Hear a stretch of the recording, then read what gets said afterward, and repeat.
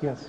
Okay, now, can you help me understand how if a respected ancient historian named Josephus, whom I'm sure you're well aware of, specifically named a man that lived as Jesus, that was named Jesus Christ, and in several, parts of his chronicles, I would imagine would be the word to use. How would you explain that, sir? And he had no, and he did not believe in Christ. That's a good question, but we got time. Go ahead. All right. That's a good question. First of all, keep in mind, Josephus was born after Jesus is supposed to have died. And so he is not writing as an eyewitness. Now, I did not claim that eyewitness accounts are the only way that history can be written, but I want to make it clear that Josephus was not an eyewitness. He wrote late enough. He wrote at a time when the Gospels, as we know them, and a number of other Gospels that perhaps you don't know about, were being written or had already been written. And so if those passages in Josephus were indeed written by Josephus, it would reflect nothing more than the fact that he was familiar with Christian propaganda, which already at that time, by the end of the first century, was quite widespread.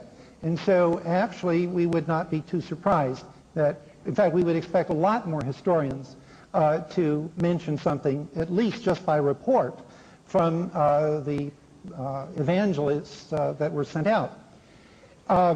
As a matter of fact, however, you perhaps are aware that the passages in Josephus have been very strongly disputed as being Christian interpolations.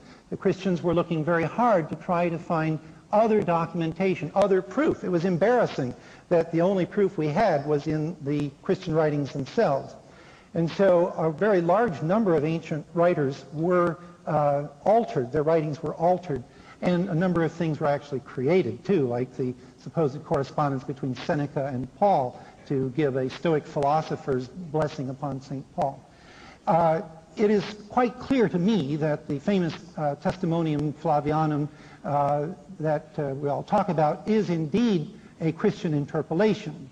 It intrudes in the text of Josephus, and the idea that there was actually something written by Josephus about it which was then made more Christian won't stand, because the whole thing intrudes in the text.